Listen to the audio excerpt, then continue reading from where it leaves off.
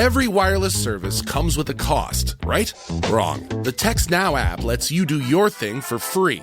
Get real talk, real text, and 5G data for must-have apps with no monthly bill.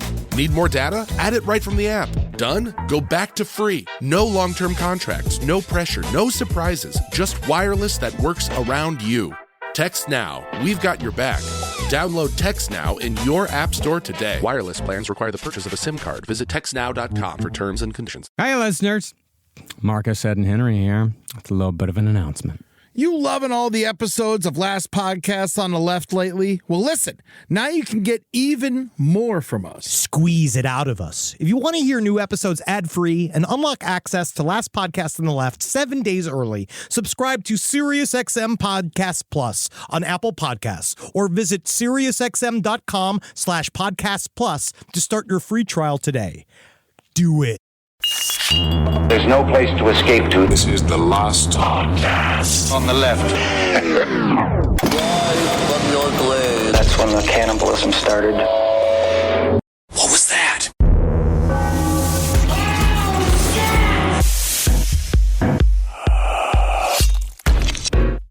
Hello, my name is Reginald Dirkmeyer, and yes, I did have a troublesome family, and I did think of annihilating them, but I tell you what, I went out of my backyard one day, and I said, instead of annihilating my family, why not annihilate some of the overcharges people face with aluminum siding? Okay, so welcome to Reginald Dirkmeyer's aluminum siding catastrophe. That's what my store is called. Yeah. Come on here.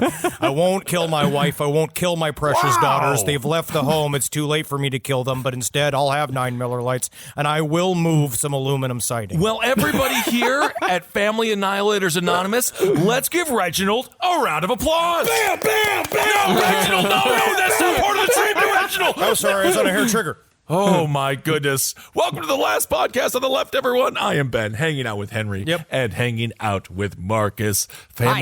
Hi, Marcus. How are Hi. I am good. How are you? So scary. Are you about to annihilate all of your problems?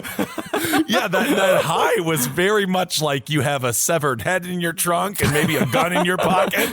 Hi, boys. Everything is good, right, Marcus? When Marcus becomes an old-timey peanut salesman, that's how I know Carolina is dead. Yeah. Hi there. How are you? You know, the thing about peanuts is they give you protein, and you can also throw them at a corpse. What was that? Get the net. Get the net. Well, Nuts speaking and nuts. Nuts for nuts. Oh, I do love nuts for nuts. All right. Well, speaking of nuts, let's talk about... Man, I'm so good at these freaking segues. You're I a am just... professional broadcaster. Wow, Ben Kissel. Just incredible. All right.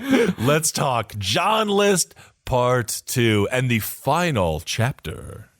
So after John List decided that the only way out of his financial, moral, and religious quagmires was the complete annihilation of his wife, mother, and 3 children, he began taking steps to make his plan a reality. This is a reminder to anybody who thinks they have a lofty dream. If you take that dream and you break it up into practical steps, you too can make your dream a reality. Absolutely. Nobody sees the steps that go to you on top of the mountain, but they will see you on top of that mountain. And in this case, the mountain is your entire family covered in blood. Because honestly, a lot of times when you're going up, especially a very big mountain, the corpses that litter their way are how you find your way to the top. So in a way, the corpses that you create sort of kind of like the little booster engines for the shuttle that is you towards the pinnacle of your existence. How phenomenal would that be, though? You're climbing Mount Everest, you freeze to death, and you become the greatest step in helping others. Wow. That's actually a great way to die. I'd rather live. You don't want to be a human frozen step. No. I want to be a podcaster. Okay. I want to sit in a chair. I want to be on a set somewhere with a cashmere sweater on. All right. Now, even though John already owned 2 handguns, a 9mm and a .22 pistol, he went to the Westfield Police Department about a month before the murders to fill out a handgun permit application, which required him to leave a copy of his fingerprints. Yep, Okay. Just wanted to visit and let the police know my plans, and honestly, they were incredibly encouraging. That's very nice. Very much so said, too many families in this neighborhood. And I was Weird. like, you boys are just simply full of it today. That is strange. Hear me out. He has 2 handguns. Guns for your feet. So what you have is a trigger that's a little bit larger, that get guns for your feet, and they can just go, Henry, get back here. Henry is standing up. He's going to the refrigerator. Henry, you need to hear this $1 billion idea. Guns for your feet. So now you have 4 guns, and that's all you need. Henry, get back here. 4 guns, that's all you need. You're shooting with your big toe, and you're shooting with your trigger finger. You can kill a family. Not doing the show anymore. 10 seconds, you can kill a family in 10 seconds. Set it and forget it. Use a bomb. Guns for your feet. What's really strange about this, however, is that John List had absolutely no reason to register his handguns, and he never even picked up the permit. Now, it could be that this was a part of John's plan that was abandoned for some reason, but it seems like the only purpose it served was to give the police definitive fingerprints for later use. Let me make sure I get my whole thumb on this, because I think I only gave you a partial. I want to make sure, let me just... Do you guys need any signature examples? Here's me with glasses on. Here's me with a wig on. Here's me dressed as a sexy lady. Here's me dressed as a fireman. Can you go back to you dressed as a sexy lady, please? Absolutely. God, I know it's so hard to be a father. I just want to be the mother. Oh, that's a great wig. Now, about 2 weeks before the murders, John List, perhaps as a final gift to his daughter, uncharacteristically gave Patty permission to have a Halloween party in one of the List family mansion's ballrooms for all of her drama club friends. This is where I want it. When you talk about the banality of him becoming interesting, right? Yeah. And the idea that he's so flat and so nothing, he's so shallow that it becomes compelling. This is one of those that actually, to me, speaks to another side of John List, that he is trying to... It's the covert narcissist part of him that is very much being like, oh, you want a Halloween party? I'll throw you a Halloween party. Where he's now going to set this stage where it's not just I don't think it's a gift to Patty. I think he's allowing them one more way for them to transgress on what is probably his least favorite holiday. This is Trick or Treat Johnny. Right. Well, do we remember Trick or Treat Johnny? Like, of course Halloween I know Trick or Treat Johnny. I think Halloween is a fucking choke point for John List, where he sat every day being like, and then the jack-o'-lanterns, they will come. But the best part about a jack-o'-lantern is how it melts, slowly but surely. Like, he is just, he fills it with Halloween decorations, sitting on it being like, oh, you're dressed as some kind of Robin Hood? That's funny to say. I'm Prince of Thieves. I'm dressed as a responsible father. Well, you're dressed like you dress every day. No, I put a different pair of underwear on. Oh. Well, I think it could be that, but I think it could also be him justifying it one more time, because he sees this as he sees the murders as him being a good father. Right. He sees it as he's taking care of his family and ensuring that they go to heaven. And in giving her this Halloween party, it's like, look at how good of a father I am. I'm giving my daughter one last thing before I send her to heaven. That's what I was saying. That's what I was thinking, rather. Does this make him a missionary killer? Because is he trying to do it so they can go on to heaven? This is where the family annihilator's all over the plot, where it's like the people keep trying to say that it's either like, the coercive heart or the livid heart, like the idea of, how many types of family annihilators there are. We got short ones, we got tall ones, we got fat ones, we got thin ones. Come on down to Family Annihilators DVD store. It's mostly videos of men killing their families. But he hits all the marks. Like, he really does. He's because he is self-righteous, because another breakdown, there's 4 types of family murderers, according to Psych Central that I was looking at. There was in the breakdown, which is self-righteous, disappointed, anomic, which I talked about last time, which is the economic killer, where he says he's killing them to save them economically, and then paranoid. But he has touches of all of them, because he's self-righteous with the religious part of it, and the idea that he is truly a missionary killer. He's disappointed because he saw Patty's nipples. He's now, and then he's getting paranoid. Like, now it's also the other thing where he's starting to feel the pressure, the constant building pressure of what it's like to be a buttoned-up real father in America in 1970s. Well, there is only one option left. You got to kill your family. Gotta kill You got to kill your whole family. family. Okay. Now, while the drama kids had fun in the ballroom here at this Halloween party, John stood on the upstairs landing and glared down, waiting for an opening to lord his morality over the kids, whom he considered Luciferians in training. Remember, he considered all actors to be Satanists. Hi, man. He invited them, but he invited them to his house to chastise them for doing what they were supposed to do. It's a Halloween party. I invited you, but then you took the opportunity to accept this obviously sarcastic invitation. If it's this was sarcastic, next time, this was a trial and a test to see if you can hold the line and be tempted by bobbing apples, tempted by the girls dressed as sexy. First of all, there is no bobbing apples, and I was promised bobbing apples. Also, if it's sarcastic, Mr. List, write the entire thing in italics. Then I'll understand it's sarcastic, because you didn't even communicate via the written word. What are you doing? Give me a sword, Lord. Let me cut them down one by one, Lord. This is technically the scariest Halloween I've ever had. Well, finally, John had the opportunity to ruin everything when he saw a boy either drinking, smoking, or making out with a girl, depending on the report. He was doing one of these three things. What we do know is that John rushed down to the ballroom and tried kicking the boy, but instead missed and fell down, which, which of course echoed his father's failure so many Halloweens past. You just sit him there because it's like the same thing. He just fucking made he tried to kick him in the butt. He missed. He falls down. The party laughs. He starts to hear the same laughter of the trick or treat Johnny, trick or treat Johnny. You go for the king. You best not miss. Someone has to hold the line. Well, following the humiliating Halloween party, He invited people there. He did this. He thought it would be different, but then it wasn't. Nope. After that, John moved into the next phase of his plan, which involved informing the victims in a calm and orderly fashion. In a rare move in the world of family annihilators. It is honestly almost not just rare. I think this is the only time I've heard this happen in any one of the other family annihilator cases I've researched. That is the definition of rare. Yeah. John List actually sat his three kids down at the kitchen table and explicitly told his children that they were all going to die at his hand very soon. You know, and it's one of those funny bits where it starts being like, first of all, kids, I hope you're enjoying lasagna. Yeah, it's great lasagna. This is a little too ethnic for me. But I'm glad that we have it here. Really? But just want to know, looking at all you kids, and I just can't help but kind of giggle. I'm thinking about what's in this lasagna. That is just pasta, sauce. I got some pork. I got some sausage in there. I got some bay leaves. Wow, I got you a hate whole it, thing. but like, you know what? You made it. I hate yeah, what you the did such a Italians good job did, making what the it. Italians made me do in World War II. Yeah. But I just can't wait. I just giggle just thinking about how empty those chairs are going to be.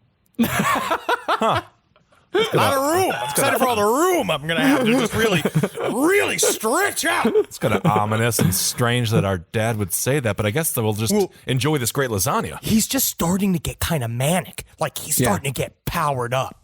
Yeah. Wow. I mean, the reason he gave for telling them was that he needed to know their final wishes. He needed to know burial or cremation. Which one do you want? Alive. Could I have the alive? Is there a third option called don't be dead? Honestly, I was looking at the survey because I wondered if there was another option. Well, in a survey, usually has more than two options. That's kind of a binary choice. This is a 2-option survey. Okay. And you're just going to have to choose one of these and be happy with it because the other one's kind of like, you know how like, oh, I wish it wouldn't rain tomorrow. I want to go running and stuff like that. But then it rains anyway. That's what I'm going to do.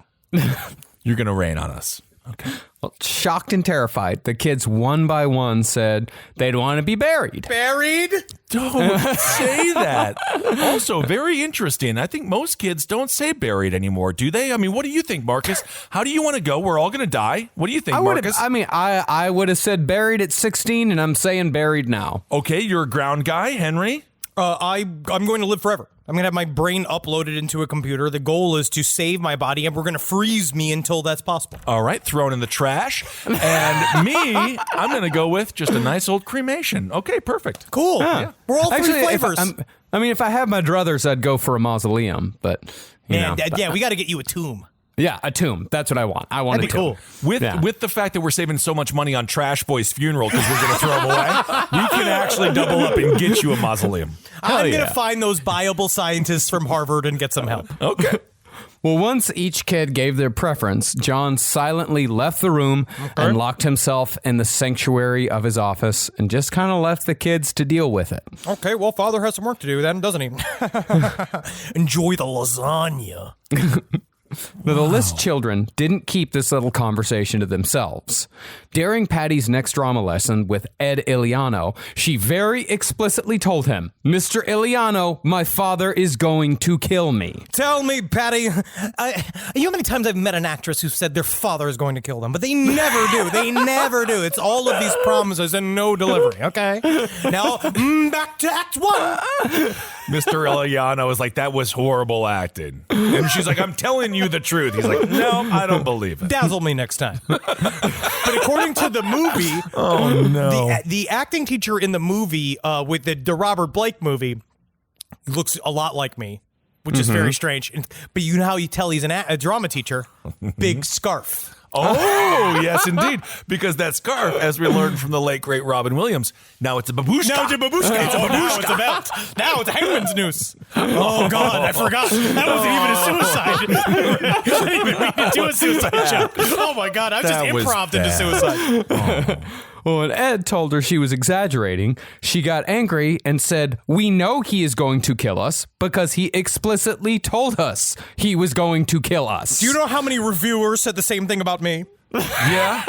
I mean, really, people should have taken this much more seriously, obviously, just given the character of Mr. List, right? Because the guy isn't a joker. Well, he was the only one that was told, and she recounted the whole conversation in the kitchen. Said he sat us down, said he was going to kill us, asked us if we wanted to be buried or cremated, and all Ed did was go, whew, and just wondered out loud what the time was. Actors What time is it? So useless. An actor is useless, but at least they're employed. An acting teacher is beyond useless. Well, that's the thing. Most actors are completely useless, i.e. the Imagine video that came out earlier this year and they did nothing, no help. But then the thing is that Tom Cruise in Scientology shows what happens when you make actors active and proactive and want to save. They end up fucking whole fish in the grocery stores for some reason, but Tom Cruise also will be the only actor in LA he's done this several times where he'll pull over if a car is like stuck on the side of the road and he'll help you, but it's just to propagate Scientology. But you know what? At the end of the day, if he fixes my tire, I don't care the motivation. Same thing with Bruce Springsteen. He'll help you, but he'll just do it out of the kindness of his heart and to maybe get a good song out of it. Oh, yeah. Use me. Use me, Bruce. Absolutely. That's when I saw Big Fat Man Broken Down. And that was my motivation for this song called Fat Man Broken Down. I'm out of ideas. I'm 75 years old. No one might forgive Ed Iliano for not saying anything to anyone prior to the murders if it had just been Patty talking to him about all this stuff. But when Ed drove Patty home one night, John List Jr., the 15-year-old middle child, also gave Ed a warning. John Jr. walked up to Ed, grabbed his arm, and urgently told him to come by whenever he was in the neighborhood, saying, "Please understand, you are welcome here at any time." It is the equivalent of the call the police from Ren and Stimpy. Call the police. So it seems like there's multiple people at this point that could have put on their investigator cap. He's the only one. Or skepticer's cap. Ed is the only one who's been told any of this. They only trusted the acting teacher? He only has an investigation outfit from when they did Sherlock Holmes in the fall production. Well, Ed later said that John Jr.'s voice was full of, quote, quiet hysteria. And when Ed got back in the car, he saw John List in the window, staring daggers. And yet, Ed Iliano didn't say anything to anyone about what was, at the very least, an abusive household, and at worst, a murderous one. But there is the big reason why Ed Iliano probably didn't say anything. Yeah. Was because Ed Iliano was in a bit of a compromising position with Patty List. What it seems to might... Wait, what was going on? She was banging the theater teacher? I don't know if they were banging, but I don't think they were banging. Were they just watching like White Christmas together and just enjoying the sounds of people singing? I honestly think it started as one of those Mr. Holland's Opus, I'm an old man, kind of obsessed with my new lead actress, right? I am an awful lead actress. Yeah. And they kind of had this. I thought dalliance. Mr. Holland's Opus was about a band teacher whose son is deaf. Yeah, beautiful, but then you forget, beautiful Cole. Yeah, you that remember. part. But then he also he's like kind of into that high schooler. He's like obsessed. He's like kind of sexually obsessed with a high schooler. I refuse to acknowledge that sex exists when I look at Richard Dreyfuss. I don't. There's no sex there. There's a couple of lucky ladies out there that love a Richard Dreyfuss. I know. Liz Warren. I put an Elizabeth Warren up there as someone who would be sexually ravaged by Richard Dreyfuss if she got a shot. I will take Jaws, Richard Dreyfuss. I think there's some sex appeal there with the whole savior thing. But she had they had like this kind of like flirty. She became really emotionally effusive with him. They became really, really close. But I think that what happened was, which I think happens very often, he was maybe sexually interested in Patty, and they were kind of having this side thing, doing extra rehearsals and shit. But then she's like, my dad said, like, literally, like, said out loud that he's gonna kill us all systematically, and he was like, oh, this is getting serious. Ooh, more than I bargained for here. All right. So not that it was his responsibility, but not a hero. No, yes, he wasn't ready to fully commit. Be a hero, but he could have been theoretical. Yeah, and we're going to further prove that he had the choice and said no. Oh, that is just, there's just a lot to unpack here. And the second act is just not going to direct itself. You know what I mean? I have to choreograph the beer hall push scene for Hitler the musical, which I've written myself. I love that. But he should know. He's like, Mr. List is basically showing the gun, so he should know the rule of theater is if you show the gun, by Act 3, you're going to use it. Yeah. Maybe he didn't get there in the history theater book. That explains a lot. Well, Monday, November 8th, the night before the murders, Patty called Ed Iliano again, begging him to come over as soon as he could for reasons that she wasn't clear about and reasons that we don't know today. But Ed was tired, and he was kind of annoyed with the whole thing. And he was also a little uncomfortable with the idea. Yeah. Well, I mean, he doesn't know because she was like, because it's this I call, understand. right? You get this call that's a little bit like, Mr. Iliano, I need you.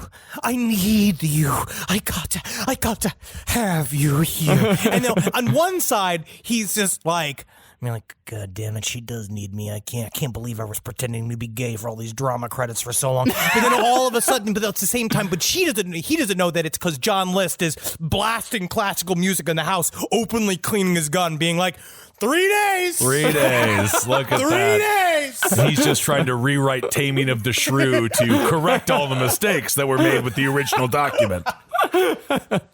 Now, obviously, John had said something that night, because he later admitted that November 8th, 1971 was the night that he decided for sure that his plan was just, righteous, and inevitable. So what did he do? He just stared in the mirror and was just like, check. That's that my plan checks out. He had, in my mind, he wanted to do this for years. This is a build. Big build. Yeah. Well, according to a later confession, during that last night in the house with his family, he slept extraordinarily well. Wow. Now, even though John List made the final decision the night before, the day in question had been in planning for weeks. In fact, John's original plan, and this maybe speaks to how much he hates Halloween, his original plan was to do it on November 1st, All Saints Day, because he figured that was a particularly good day to send everyone to heaven. He had one of those like magical realist thoughts where he's like, the earth is closer to heaven on November 1st, and so that they will get to heaven faster. I only take my astronomy lessons from people who failed at accounting. But the Halloween party apparently got in the way. So John moved the date and actually circled the date November 9th on his calendar. Now, really, the preparation for the murders really wasn't so much about the murders themselves, but were rather more about John's escape, because the murder plan was actually quite simple. John planned to kill each member of the family one by one in a quick and orderly fashion over the course of the day, then stack the bodies in the ballroom where the Halloween party had been held just days before. After all that was done, John List would simply disappear. He had a plan, a man, a plan, a A canal. Panama. Panama. You nailed it. I don't know if disappearing is a plan. Because he we're didn't, like, how he do you? doesn't What do you think he mean? was going to You like just disappear like a fucking like a leprechaun or something. Like he had a plan in order. Yeah, he wishes that he could be. You know how Batman always disappears when you turn around, you look back, Batman's gone. Like, where is he? The problem is, every time you turn around, you look back, you just continue to see John List, and he's like, just trying to get my keys. That's really, honestly, I can't find him. I wouldn't get him. I wouldn't lose my head if it wasn't fucking attached to me. Yeah, indeed. Just like your family did, I guess. Well, in service of the escape, John canceled newspaper delivery a few days prior. What a cheap bastard! It's no. He reasoned that a lot. At first I thought it was that same thing, that he was being cheap and kind of fastidious, but he was reasoning that a large pile of newspapers on the front door was going to raise suspicions from the neighbors. Yeah, so it's even more nefarious. Okay, all right. Yeah, it's so much more nefarious. It's strangely better than being cheap. It's like, well, at least it was a part of the plan. However, on the morning of the murders, John heard the familiar thud of the paper hitting his front door. And while he was annoyed, the first of many annoyances that day, You can't believe how I'm being tested today. he made a note. So poor guy, how aggravating to kill your whole family and the paper is showing up and my goodness. But he did make a note to call the paper again before killing his family. I could just see him. It's like the video game Paperboy, but that Paperboy doesn't understand that there's a man within the house, like looking at you with a gun, like just being like, maybe he's one. Maybe he's Honestly. one. Should I let him go? Ah, Johnny. Let this one go for old time's sake. If Paperboy met Friday the 13th, both of those like 2-bit video games, that's a perfect collab right there. It's interesting. It would be cool. I did not want to sidetrack it that much. I mean, death does actually show up in Paperboy. That death crosses the street. Yeah, there's death in Paperboy. that's right. Yeah, Death happens to all children. Yeah. Eventually, they become adults. Not to all. Then they Well, become that's Joe true. Biden, and then they become a ghost. No kidding. Nevertheless, John still went outside, grabbed the paper, and began reading because he still had time to kill before the murders. I mean, he can't. Like, what is he going to do? He's going to stress? Killing time, killing my family. I themed the day. You get it. However, John found that the stories and ads featured in that day's paper further solidified his belief that he was doing the right thing. There was a story about a vote mandating prayer in schools being stopped in the House of Representatives. Unbelievable. Wow. Which, by the way, only lost by 28 votes. It was close. It was close. It's not, and again, that's the vote to mandate prayers in school. Yeah.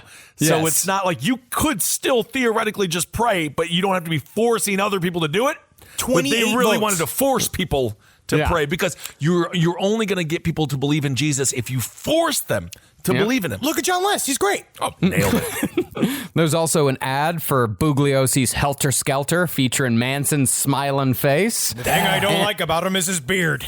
No real man has a beard. What are you talking about? That's one of the things that we have. We can have beards. That's really cool. 1970s, beards were for drifters and for art school teachers, quote unquote. And finally, there was an ad that announced that the best-selling book of the year had been The Exorcist. Honestly. Devil is being rewarded today. That's a cool ass time. That's a cool time for the country. Yeah, I mean, that's if we were to see this particular edition of the newspaper, we would look at it like, this is fucking awesome. Holy shit. Dodged a bullet. Looking good, Charlie.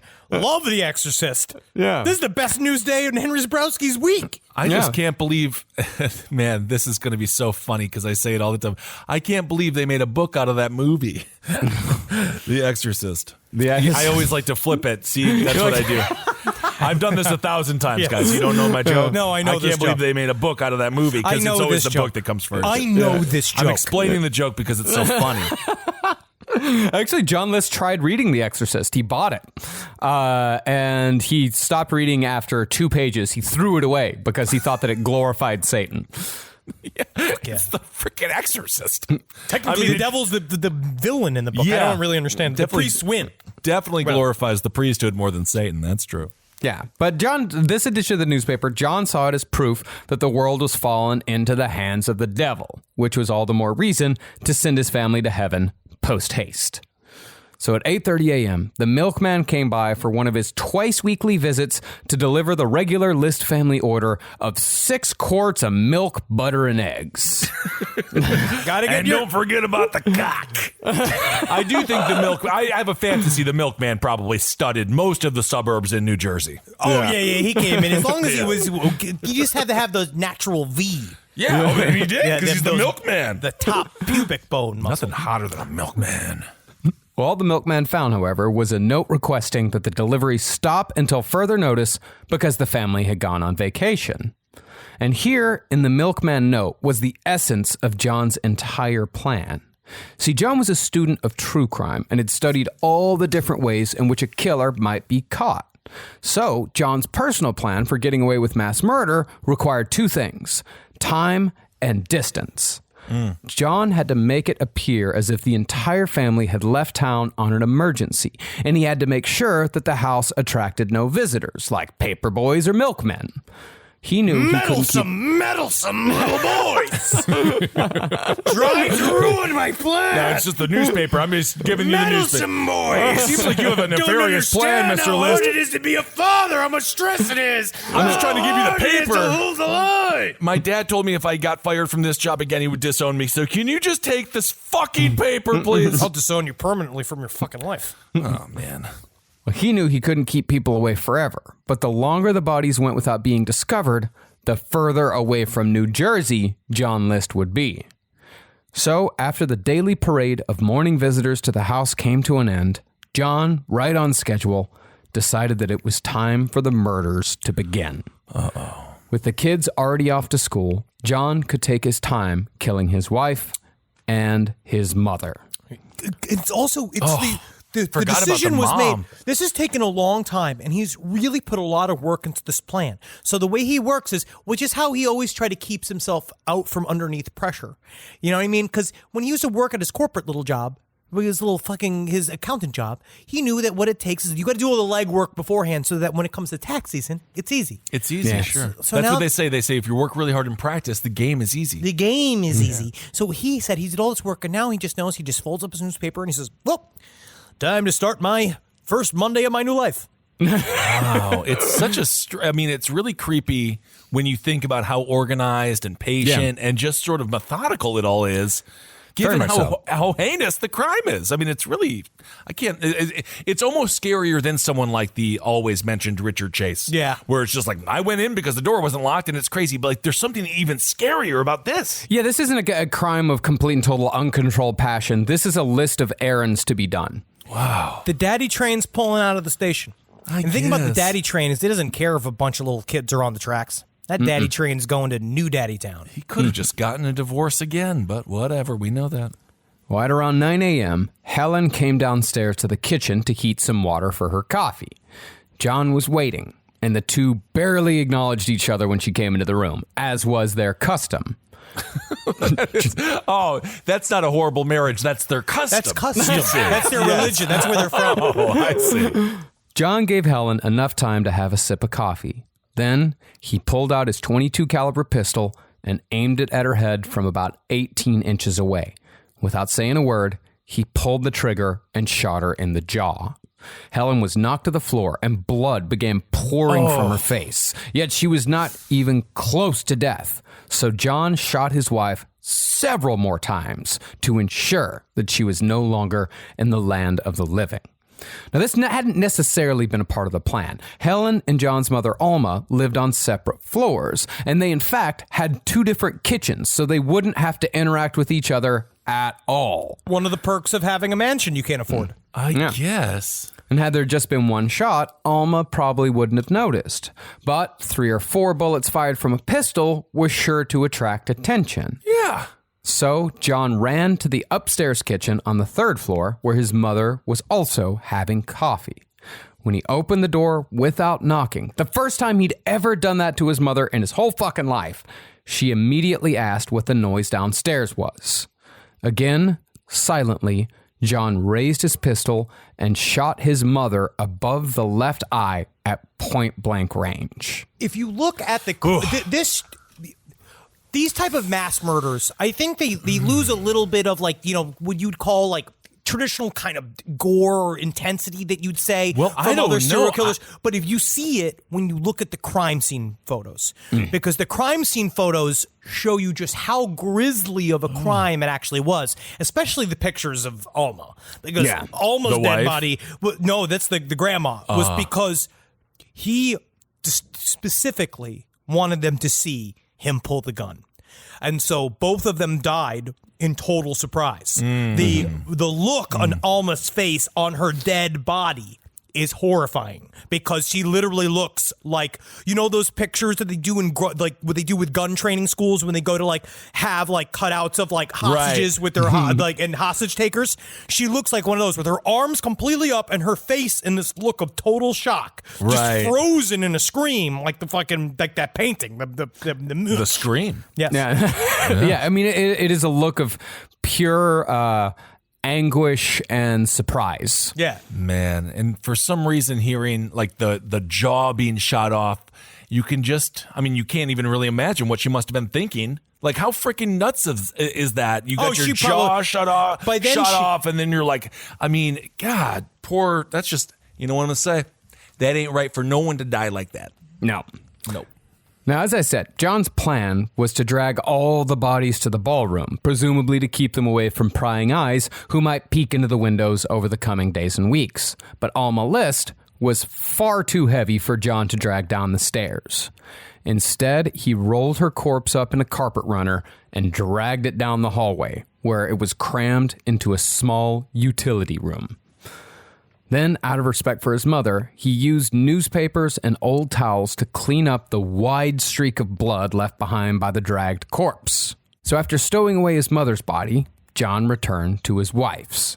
He grabbed her feet and dragged her to the ballroom, leaving behind a 40-foot-long trail of blood. Jeez. Then, in an impotent, tone-deaf gesture of gentleness, John laid out a series of sleeping bags on which to lay his family's bodies. Yeah, that makes a lot of sense. But this is, again, the deeper side of what would be called a covert narcissist, where he did this for himself. He put out the sleeping bags to make himself feel like, I'm giving a gentle send-off to my family. It's like what happened with Chris Watts with his family when he killed the little girls, when he killed his kids, which is the worst part of the whole thing. He had to kill them twice, which, again, very similar to John List in that respect. But it was if I put them someplace where I don't have to see them, it's more like they disappeared. Like Chris Watts was way more like that, where it's like they're gone and I don't see them anymore. Wow. Yeah, they're gone, and that's why, because he put them down in these big oil tankers. But this guy, it's just, I guess it's what make me hate him even more. It's because this is obvious. He keeps saying this was to help my family. This was to protect them. But no, it's not. It's about fucking you, buddy. Well, it's definitely one way to make a haunted-ass ballroom, I'll tell you that. Well, once he opened up 2 sleeping bags and laid them out flat next to each other, he laid the third perpendicular above the others and rolled Helen's body into the middle of the floor pallet he'd made for the family. Helen's bathrobe was then arranged to cover her legs, and John grabbed a bath towel to cover her torso, while her face was covered by a towel from the kitchen. This time, John soaked up the pool of blood left by Helen's fatal wounds with paper towels and newspapers. This is just a pathetic ad for Bounty, and I can't believe that we're doing this. And Marcus, I'm actually upset with you for doing this in show because we know we got our big Bounty money coming. And they were like, can you work it into the show? And we're like, yeah, we can. I guess we can. Quicker, picker, upper. Thank you. Your family, get Bounty. Yeah, soak up all the membranes. Yeah. Well, once the bodies of his mother and wife were in places John felt were suitable, he walked to Helen's bedroom and wiped his bloody hands on her sheets. Then, in his only moment of emotion during the entire ordeal, John rolled and convulsed on the bed. What? Then ran to the bathroom and vomited, where he left a bloody palm print on the toilet lid. I just wish I Crash Test Dummies music video? What's going on? I just wish I killed her with a fucking knife. Yeah, but you used a gun. What are you upset about? I didn't want to ruin the knives. Ah, I see. Once he composed himself, John showered, scrubbed off all the blood, and put on a fresh suit and tie. He was due for a 10 a.m. meeting with his boss at the insurance company. But John called and canceled, saying his mother-in-law was sick and the whole family was heading out that very day to be with her in North Carolina. John, I can hear you winking over the phone every time you say sick. Did you, by any chance, kill your whole family? Honestly, right after I go and visit my mother-in-law, we are going to have to actually go to the doctor because my eyelids are too tight, if you can hear that. And I do need them loosened because, unfortunately, I can't have everybody know when I'm being sarcastic. Again, write it in italics next time. Thanks. John then wrote letters to the kids' schools making the same excuse, saying that the entire family would be gone for an unspecified amount of time until the emergency had passed. Then John went outside and raked the leaves in his front yard for the last time, which drew looks from his neighbor because the temperature was a record low that day, and it was also the middle of the workday. So no matter what happens, no matter the fact that eventually someone's going to go in and find all of the rotting bodies of your family, you are still too embarrassed to have leaves on your front yard. Or was he... It seems like he was also just like human. What do human do? Human leaves. A little bit. Like, I'm sure he was, right? Yeah. Just to kind of... A little bit. Almost to get through the day. Well, I think he also realized that he was not going to live in a house for a very long time. And he was the sort of guy where raking leaves on his front yard made him feel good. He liked it. He liked those simple things that, like, well, I can just go rake the leaves and that's done, and there's no skill involved. See, every father wanted a son that raked the leaves, but you know what those sons do? They kill their whole families. Look at me now, Dad, with no family at all. So technically, maybe we have killed the family. Yeah, you did by the family. just not having one. Yeah, you did family annihilation just by shooting in the air. Oh, look at that. At noon, though, John's plans hit a snag. He'd been expecting his daughter Patty home at 5 p.m., which would have made her the last family member murdered that day. But at noon, Patty called to say she wasn't feeling well and needed a ride home. So John, annoyed, picked up his daughter and drove her home to her death in silence. When he parked the car, he hurried ahead inside as she collected her books so he could make sure to get a good spot to get a drop on his 16-year-old daughter. Always be scared if you've never seen your father run. If you've never seen your father run and then you watch your father who's most moved at a sandal-led saunter, if he scurries into the house being like, oh, I got a surprise, and he just said 2 days ago he's going to kill everybody, I just stay in a car. Yeah, maybe you just go to the neighbor's house or something, but... A minute later, she followed him through the laundry room, and as soon as she closed the door, John raised his pistol and fired at close range into the back of her head, making Patty the only member of the family who didn't see it coming. She fell to the floor and thankfully died quickly. Her body was dragged to the ballroom as well, leaving behind another 40-foot streak of blood, and she was laid next to her mother's body. Now, the nice thing is you could actually, I know you wanted to be an actress. Tom Petty has a music video in about 25 years called Mary Jane's Last Dance. You could be Mary Jane. Unfortunately, you'll just be a skeleton at that moment. I'm sorry, they are taken to supermodel instead. I'm sorry, they're going to have to pass on you. They're moving in a different direction. Yes, I'm a bad father. By 1 p.m., John had showered and changed clothes again, and it was back to running errands. Oh, my God. He cashed an $85 personal check at the bank, then went to the post office, where he mailed the letters to his children's school and filed a form requesting a 30-day hold on mail delivery, because you can't have mail piling up. I feel like almost it's about the forms.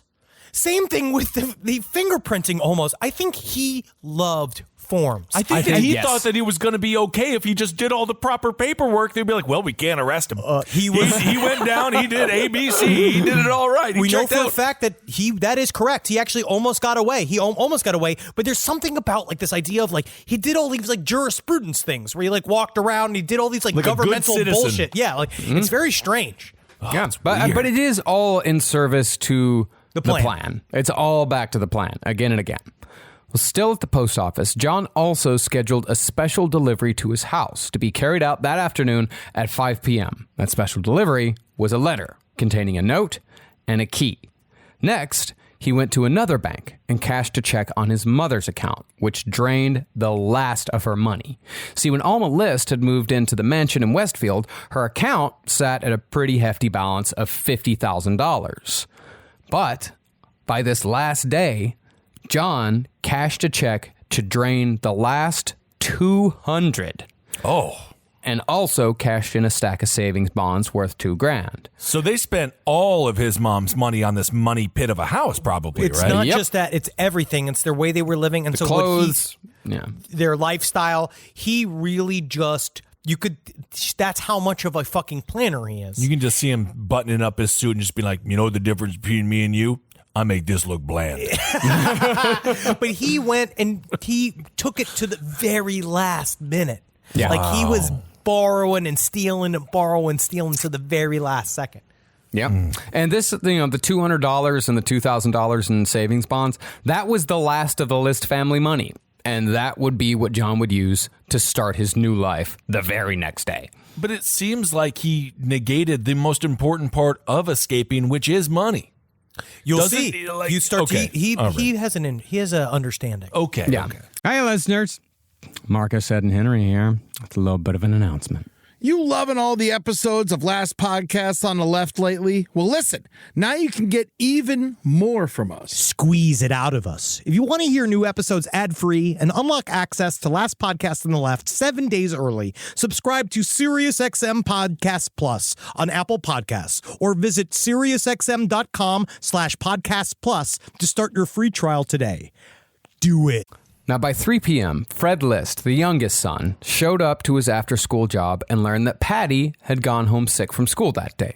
So he called home and asked for a ride back to the house, presumably so he could take care of his sick sister. Apparently, Fred was a very sweet boy. Oh. John, again annoyed at the unexpected change in plans, picked up his youngest son and again drove him home in silence, and again rushed out of the car so he could get the drop on his kid as soon as he walked in the door.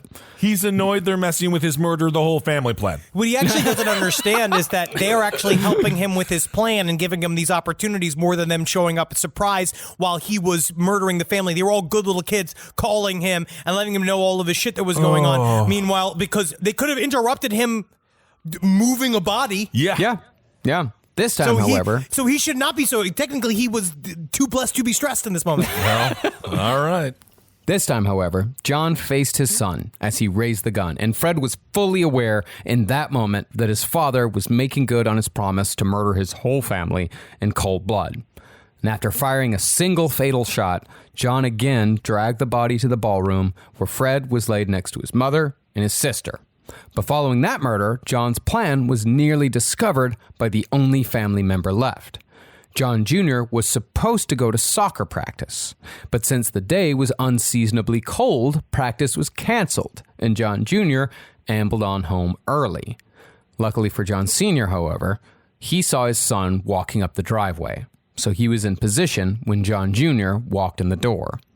But when John Jr. walked in the door, also probably saw all of the blood, he saw his father raise the gun, and he was able to dodge the first shot.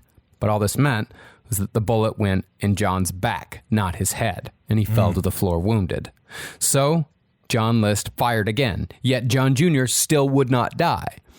John Sr. then pulled out his other pistol and two-gunned the murder like it was a fucking action movie. Like John Woo. As his 15-year-old son crawled across the floor. Oh, like it's L.A. Noire or something. Yeah. By the end of it, John List had shot his middle son 10 times. That's what it took to kill him. Jeez. All right. He was also, I feel like that might have been his most quote-unquote emotional death.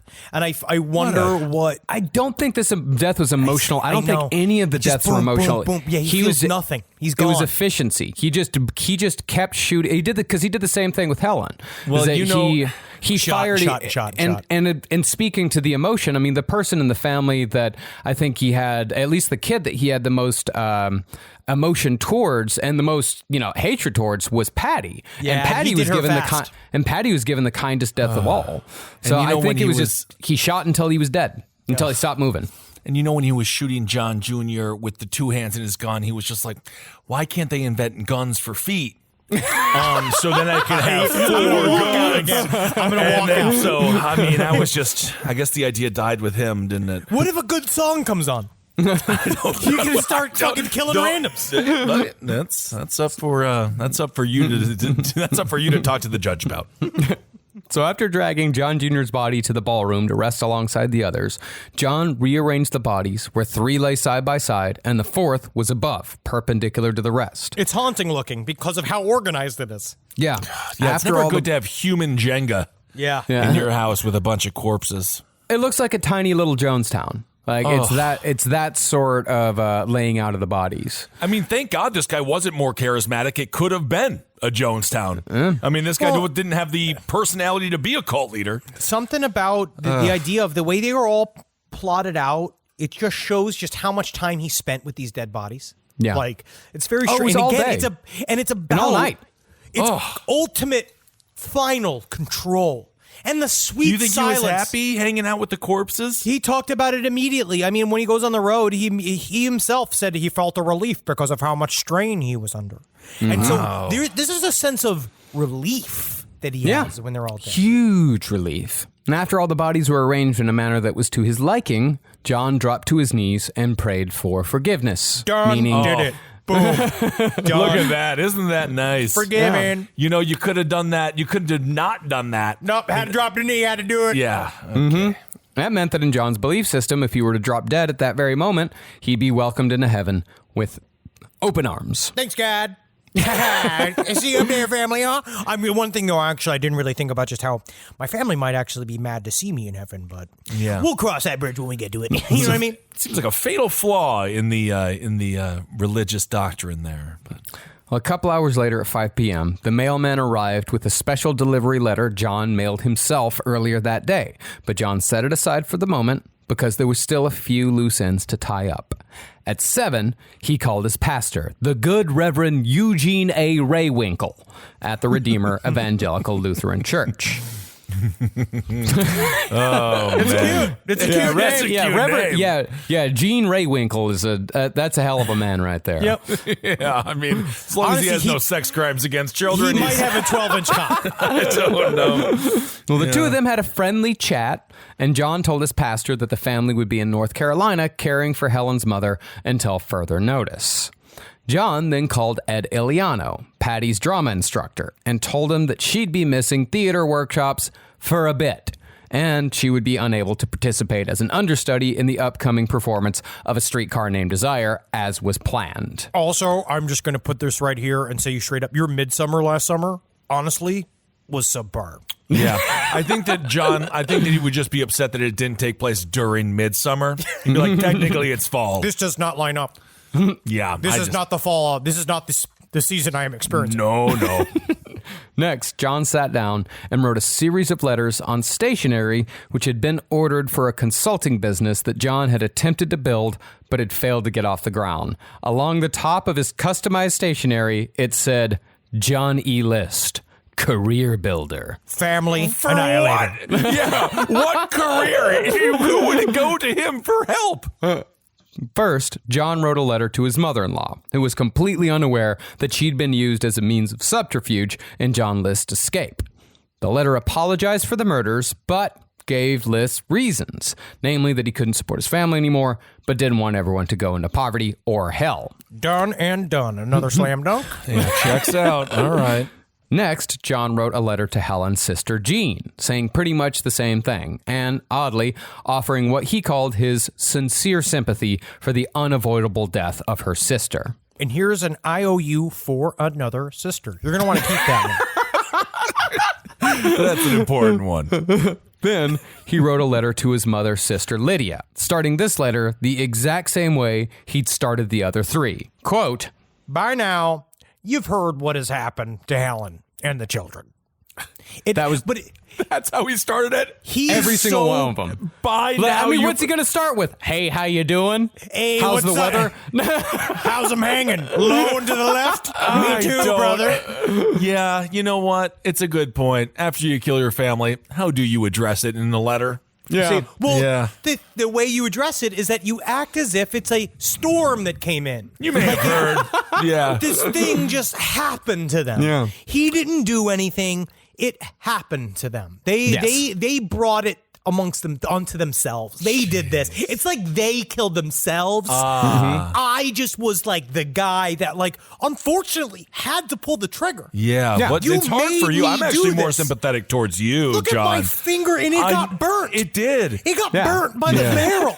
Well, that's actually why I'm so happy you're here, because I've been in the business of guns for feet for a long time. Sure, you got a sore. Do you have a sore trigger finger? How's your toe? I find this business to be irresponsible, and I actually think that you should visit me, Johnny List, career builder. We'll start talking about how about instead of building guns for your feet, double guns, so you have twice the gun for your hand. That works too.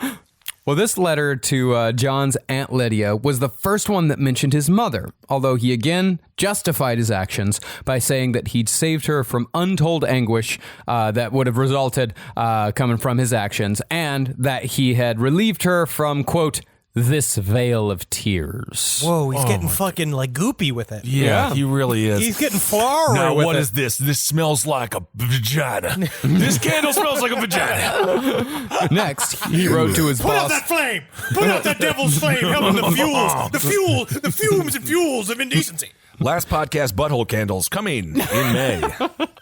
Next, he wrote to his boss at State Mutual Life Insurance, a man named Bert, and he apologized for the way he was quitting his job. He is really circling around the things he should be apologizing for.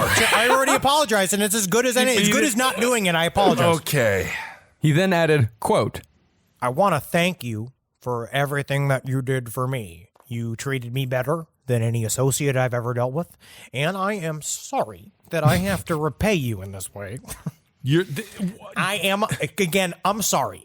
So, this is not an act Kathy moment. What do you mean you're... I said I'm sorry. I don't know what else you want from me. An apology is, Also, is the how most is this hardest repaying thing me? to say. It's so hard to give a genuine apology. I didn't ask for the blood of 3 virgins as payment. I'm sorry. What did... okay. So this... No, so it's a he letter to really... Bert. So he's just sitting there, and at this point, the corpses have got to start smelling. No, it's just they're all fresh, buddy. These are hours. No, but the human body defecates right away. You smell death fairly quickly. It doesn't have to be decomposing. Yeah, I'll smell shit. yeah, I mean, it's just going to saying be... he's sitting there smelling. It's got to not smell great. It's a big house. You know what, guys? I'm a fucking idiot then. He's sitting there, and it smells like a Glade plug-in, and it's just a beautiful summer rain. Well, John saved the last and longest letter for his pastor, the good Reverend Gene Raywinkle. Oh. In this last one, John further justifies his every decision, writing to the pastor as if he's trying to plead his case to God. John actually wrote, in what was an unwittingly damning indictment of Reverend Raywinkle's character, that, quote, You are the only person that I know that, while not condoning this, will at least partially understand why I felt I had to do this. Oh, I think you're greatly overestimating my ability to handle someone up, killing Gene. the whole family. Man up! Understand how hard it is. You understand? I'm a You pastor. lead a flock. You lead a flock. And I you know haven't what do you killed do with anyone. a flock? You shave them, right? You get wool from a flock. You get no, you don't mutton shave from the birds. flock. You don't Sometimes shave birds. You're a shepherd. I'm a shepherd. Sheep. Flock of sheep. Not a flock of seagulls. Also, Gene, I've had it up to here with you. You're mad at me? You just killed your whole family and you're mad at me? Now you're going to have to understand why I have to do this.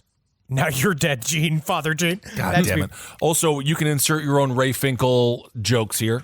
Well, the one thing about this letter, which I love, is this constant reiteration of, if we had only all gone in a different direction, we'd be in a different place. I don't know about the we part. See, he keeps saying we. He's just like, we really just couldn't get past this point. We all couldn't rise to the occasion, rise to what God wanted from us. But it's like, it's weird because he's not included in the annihilation. Yeah. There's no we. And he keeps saying, like, if we only had one of these things to deal with, then we would have been fine. But all of them together, it's just too much to bear. Right. If, say we were poor, but Patty wasn't into acting, then that would be fine. If I didn't see her nipples on Wednesday, we might be fine. Okay. interesting thing, I guess one last thing about the control with John List and his children, is that even though all of them had told them that they wanted to be buried, John explicitly said in his letter that the kids preferred cremation. And John also added that it needed to be done as cheaply as possible. Yeah, because also caskets are expensive. That's the truth. Funerals are very expensive. So all of that is monetary. Yeah. That was all. He wanted to see the fear on his family's face when he told them that he was going to kill them all. He wanted them all to beg and be like, no, daddy, we'll follow whatever you want. Like, he wanted them to all flip and change. And he thought that him presenting this final ultimatum was going to make them all change as human beings. They will change. It's called aging. And they're not going to be kids forever. That's not fast enough. Just wait until they're 40, and then you can be a grandfather or something. John then asked to be dropped from the congregation rolls and wrote that the murders were most likely what God had wanted, because God hadn't answered any of his previous prayers concerning the kids, his wife, or his financial situation. So you're going to give this a 93.3% of, like, this is what God wanted, 93%? Listen, I'll show you. God, all right, I'm going to kill my family. Silence means I can go ahead. God, I'm going to kill my family. Your silence is implicitness. All right, well, thank you. All right. Oh, actually, hold on a second. John, I was just about to answer you. I was actually shoving a pineapple up Hitler's ass. What? John, must have been nothing. Well, finally, after signing his name, John ended the letter to Reverend Ray Winkle with this postscript. P.S. Mother's in the hallway in the attic, 3rd floor. She was too heavy to move. What? Okay. Do you need to make the fat joke? Also, this is the postscript. I think it was more of a weakness thing because she was an elderly woman. Oh, yeah, and she wasn't that big. I hate this. I mean, obviously, I know it's shocking, but I don't like this guy. Well, she's like 140, but you can still roll someone who's 140 into another room. Yes, who cares? Like, you can flip her and roll her if you really want her. There's a series of ways to drag a corpse. You can put her on a carpet and drag her if you wanted to. He did do that, but it was getting her down the stairs. I think it was. Flump her down the stairs. But I think that would have been too disrespectful and too crude. You're right. Yeah, he just shot her in the head. You don't want to disrespect her. Yeah. Well, after writing all the letters, John then opened the letter he'd mailed to himself earlier that day. The key contained therein fit a lock on a desk drawer in his office, and all of the letters he'd written were locked inside. The note from the letter was placed on the desk, and the note gave instructions to whoever found the bodies to contact the authorities, then use the key to unlock the desk where they would find letters that would need to be delivered to the correct recipients. What a fucking drama queen, and also a pain in the ass. Yeah, am I playing The Room? The very, very difficult game, by the way, The Room. I remember that. That's a good game. I don't understand this. Like, I don't know if he wanted to introduce like an element of ritual and finality to the murders, but I don't understand why he had to go to the post office, mail himself a key and a note just to leave the key and the note on his desk. I also love that he pointed out, make sure to go to the authorities. Like, I was going to go to the water park. Like, no shit. He had a version of OCD. Yeah. I think that there is a part of it because I understand it from what I've understood of how my behavior when I described it to a therapist once, and that therapist said it sounded like I had OCD, sounds a little bit like this, where I think it's about magical thinking mixed with ritual. There is also something about more distancing, where he sends the letter out so it looks like he was already gone. Maybe there was like a tiny period of time where he thought maybe I could blame it on somebody else. Maybe. Right. Yeah, I was going to say, was this some sort of... Did he think that he was going to be able to get away with it? Did he think that he was going to be able to... he definitely thought he was going to get away with it. Maybe, actually, I think I may have figured it out. I think I might know what it is if he was already gone by the time he got... there, by the time but if he was already gone that day for whatever reason, then the letter and the key would still be at the house. Yes. So somebody would find it eventually, but he ended up still being there. But when the whole thing was delivered, it was like a fail-safe. Yes, and his obsession with the control of the information has him put these steps in, so they have to go through all of his rigmarole to find all the reasons why, through. So he wanted to make sure no one would find it beforehand. He wanted everyone to find out at the same time in a highly organized, anal, absolutely, what a shithead. These people are they're all always such fucking drama queens. Yeah. Jesus Christ. So after the letters were taken care of, John made and ate dinner, then slept until before dawn. Hold on I a don't second. know what he made. I don't know what he made and ate. This is a Ben Kissel toss-up. I'm saying Salisbury steak. I imagine he made a cheese sandwich. Cheese sandwich? He wasn't the cooker. Okay. Then he slept until just before dawn with every light in every room except the ballroom on. The next morning, he destroyed what family photos he could find and fed Helen's fish. And the family photos thing was also a part of the plan. The last thing John List did before leaving the house was lower the temperature on the thermostat, which made sure that the bodies already decomposing in the ballroom would be kept at a low temperature to prevent any kind of smell from reaching the neighbors. This is November in New Jersey, an unseasonably cold November in New Jersey. So those bodies were essentially kept on ice. He turned his mansion into the most expensive slow cooker in the planet. He turned it down. It's like a slow It's the I mean, they're reverse. cooking no matter what. I guess. Is it possible in the another act of total douchebaggery that he turned it down for financial reasons as well? Like he was like, you better turn it. We keep it at 69 degrees. I think it might have to do with the smell and trying to, because also that other thing too, he didn't want them to decompose that insanely because he wanted them to be found in a respectful way. Whatever. Well, John's last errand in town was to drive by the office of KMV Associates, where Patty and Fred worked part-time, to drop off a letter excusing their absence from work. And with that, John wrapped up the last loose end without a single slip-up. He then drove to JFK Airport, parked his car in the long-term lot, and abandoned it, effectively ending the trail for investigators for another 18 years. Oh my God.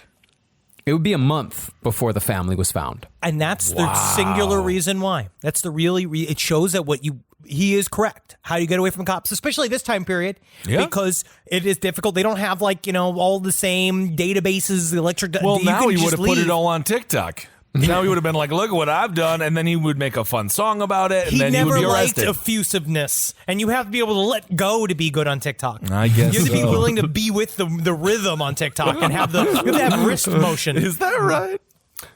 See, as far as the town of Westfield, New Jersey was concerned, the List family was simply out of town on a family emergency.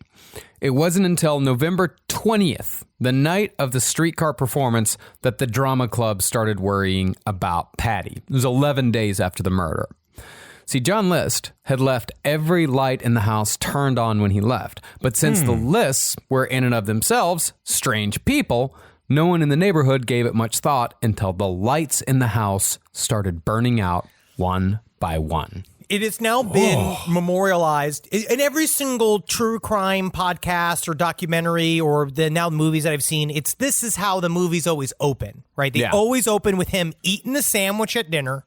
Like Robert Blake, Robert Blake played himself as a 16-year-old in it, which I did not know. He played John List as a 16-year-old. You should see it. Him and his army, whatever that with the nice ones. It's not the blues. That's navy blues. Whatever it is that he was wearing. Fatigues. Yeah, no, like the nice uniforms that they wear. Okay. And it's Robert Blake just being like, I don't understand, Mommy. We're going to get married soon. Like him trying to play a child was incredible. But it's always this scene of the mansion with all the lights on, classical music, who can hear it blaring from the inside as the lights slowly burn out on the inside, eventually becoming dark. That is the one problem with high def, isn't it? You can no longer be 50 and play a 16-year-old.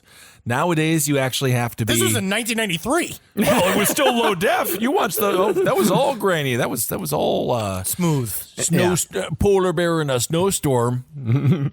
That's what you used to call the Spice Channel, and then you would hopefully try to jerk off to a boob, and then you realized you were watching the Horror Network, and it crossed the wires. And this is my story, actually. This is the Ben Kissel story. Well, the schools were starting to ask questions as well, when the days John List had originally told them about turned into weeks. Ed Eliano, the drama teacher, tried talking to the police, but they said they couldn't do anything because there was no evidence of wrongdoing. But without a Patty, there is no winter review.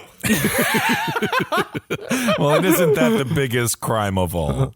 And finally, on December 5th, Almost a month after the murders, Ed Eliano decided he was going to take matters into his own hands. I will use my costume from the Cat Burglar Diaries, and I will go over there and show them that maybe, yes, I am an actor during the afternoon, but in the evenings, I, too, could be a man who does a bit of investigation on his own. I kind of need to see this guy do that, yeah.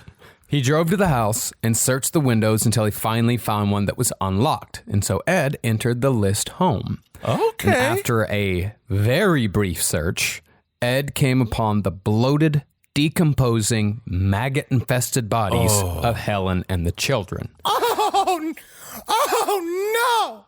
no! Yeah, that's your actor? No. Oh, this is too much. I mean, kinda. Upon seeing them, Ed ran away, got into his car, and drove home in what he said was a blackout state. He said he doesn't remember. Oh, wait. Oh, he didn't call the Yesterday police? is gone, see the pretty countryside. Merrily we roll along, roll along. You can just see him totally shook, opening up his car door, turning the key. Oh, Oklahoma. Oh, the only thing will calm me after this is a nice glass of milk and a little bit of Hamlet's soliloquy, chapter 3, verse 9, 7, 4, 11, 12. That could all be real. I have no idea. He said that the sight was so overwhelming that it took him 2 days to fully process it. My slippers didn't fit for 2 whole weeks. Wow, that's really sad. He didn't call the police? No. Okay. Well, I mean, whatever. Well, he finally decided after 2 days that he had no choice. He had to do something about it. So he went back to the house. Wait, yeah. Yeah. So he went back to the house and made a lot of noise breaking in this time. Just call the police. I'm breaking into this home. Can you see? Who's that incredible singer? Oh, it's the drama aficionado. Just call the police. And that caused the neighbors to call the cops. And when the cops See, I am useful. When the cops finally entered the house, they found that John had left his favorite classical music station playing on the radio at full blast. Hey, I'm Symphony Sid. You just kill your family? Here's a song to take you back to when you had a family. Do you need to calm down? Here's some Wagner. This will help you really drift off to sleep after killing 1, 2, 3, 4 of your daughters. 4 days later, John List's car was found in the JFK long-term parking lot during a routine check for stolen vehicles. But there was no evidence whatsoever of where John List had run off to. All right, hear me out.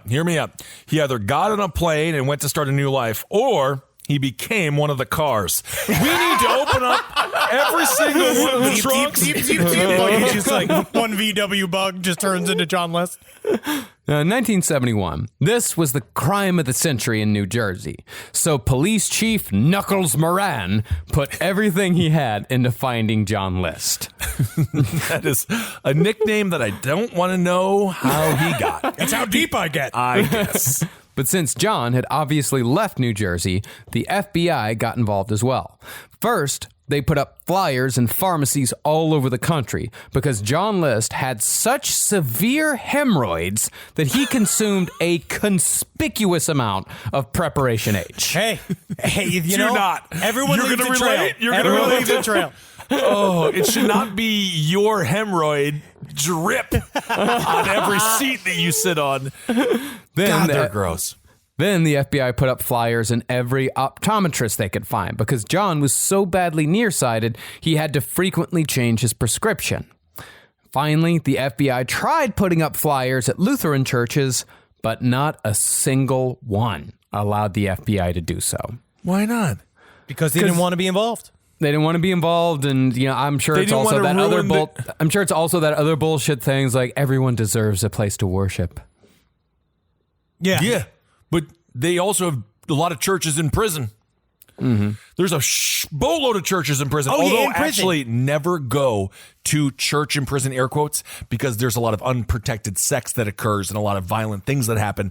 And that's where a lot of snitches go. So I've been watching a lot of YouTube. There's a fat guy who was in prison. That's really and interesting. He talks to about don't go to church because people will assume you're getting blown in the bathroom and then they make fun of you. That's why if you go to prison, always protect yourself during sex. Get yourself some boxing gloves.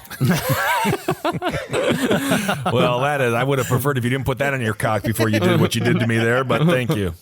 One interesting thing that the cops discovered in their deep dive into the life of John List was that the pious churchman, so concerned with the morality of America, had rented a P.O. box for the sole purpose of ordering porno mags. Of course. Of course he did. They're all like this. You think that OnlyFans is making it just on the backs of liberal America? No, liberal America's broke. You know who isn't? The evangelists. They are doing great out there. They're all over OnlyFans. You know how many times you see a guy with a toe for a head and one of those Christ is my savior Twitter bios who's all night just being like, I'm going to shove my fucking ass inside your ass, bitch. I just don't know how to have sex. My ass I'm inside stick of my your ass ass. in your ass, you woman. All right. I saw my very evangelical Christian teacher at Eldorado's in Stevens Point, Wisconsin, and I made sure to make eye contact with him. I was underage, and he shouldn't have been there, and so it sort of canceled each other out. No one spoke of it. Other than the hemorrhoids and the glasses, though, Knuckles, Moran, and the FBI didn't really have much to go on. Then, less than a year after the murders, an unknown arsonist doused the former List house in kerosene and burned it to the ground, destroying the last vestige of the List family in New Jersey. Is there a house that was rebuilt on this burial ground that's Probably. obviously haunted? Maybe. Okay. But this is also why he destroyed the family photos. Remember, this is 1971. There is no Facebook. There is no picture. The only way someone would actually how would have people communicate? But you know what I mean? Like there's no real way to track somebody. So if you destroy the only And you had physical 10 evidence, pictures total. Yeah. If you destroy those pictures, you legitimately lose all trace of who you used to be as a human being. And then it's also difficult for them to, if they don't have pictures of you, how do they spread the pictures to say this guy murdered his family? Right. Mm-hmm. As far as where John List went, he was smart enough to leave the Northeast entirely. Within days, John had made it to Colorado and soon bought a trailer near Denver for $1,500 under the name Robert P. Clark, which Robert Clark was a dude he knew in college. Yes, and he assumed he would be caught within a week or two. Mm-hmm. Okay. That's what he thought at first. He's like, they'll come and get me. But the main note that he kept hitting was how relieved he was and how now he just kind of felt like, he's eating carbs. You know what I mean? It's eat, pray, love. He's having a great time. He's growing out his armpit hair. And again, I have no problem. If you live in a trailer, that's just wonderful. And there's a lot of great people who live in trailers and it's affordable living. Love it. But isn't this exactly what he didn't want? Wasn't his whole thing No, I he don't want thought- to have economic peril, and now he's in a trailer? He thought his children couldn't handle it, but he doesn't mind living a broke lifestyle? he holds the line so hard. It's like a big ropey dick. You know what I mean? He has that line so firmly thank inside you. of his Like a meaty big ropey palms. dick, yeah. He just really grabs it from the bottom of the shaft to the very tip of the line. Yeah. And he holds it. There's only one person that has the moral strength to live in a trailer and not succumb to the devil. His cock is the hammer, and he is Thor. And he's the only one that who can touch wield his it. own penis. Okay. Every wireless service comes with a cost, right? Wrong. The Text Now app lets you do your thing for free. Get real talk, real text, and 5G data for must-have apps with no monthly bill. Need more data? Add it right from the app. Done? Go back to free. No long-term contracts, no pressure, no surprises. Just wireless that works around you. Text Now. We've got your back. Download Text Now in your app store today. Wireless plans require the purchase of a SIM card. Visit textnow.com for terms and conditions. Hi, listeners. Marcus, Ed, and Henry here. It's a little bit of an announcement.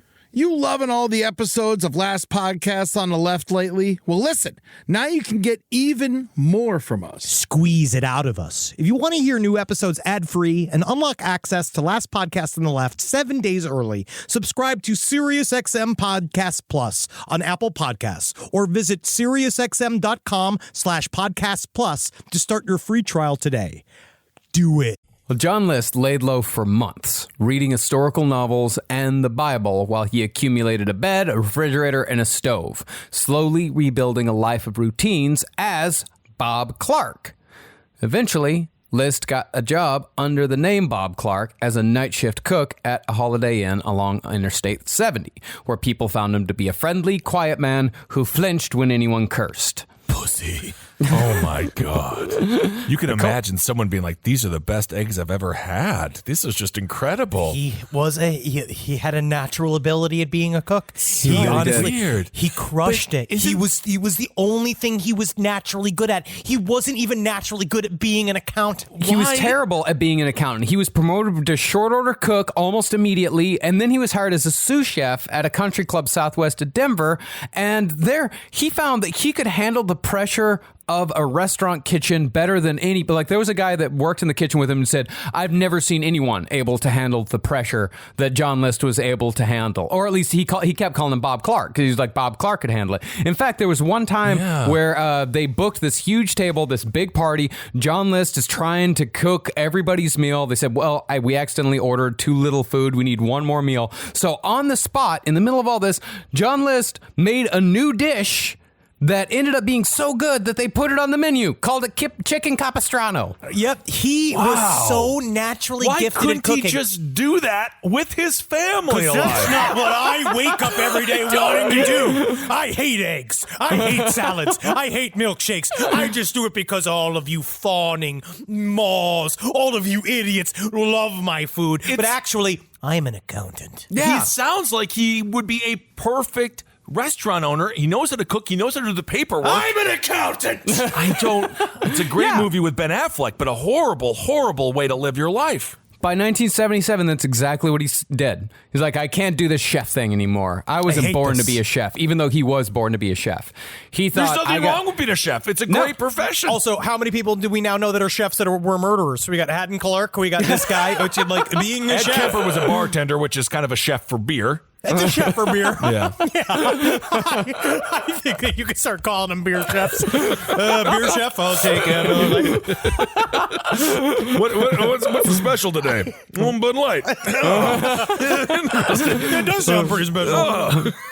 But in 1977, like I said, he quit the one thing in life that he was actually good at to return to his original passion, accounting. Marcus, it's the second thing he was really good at.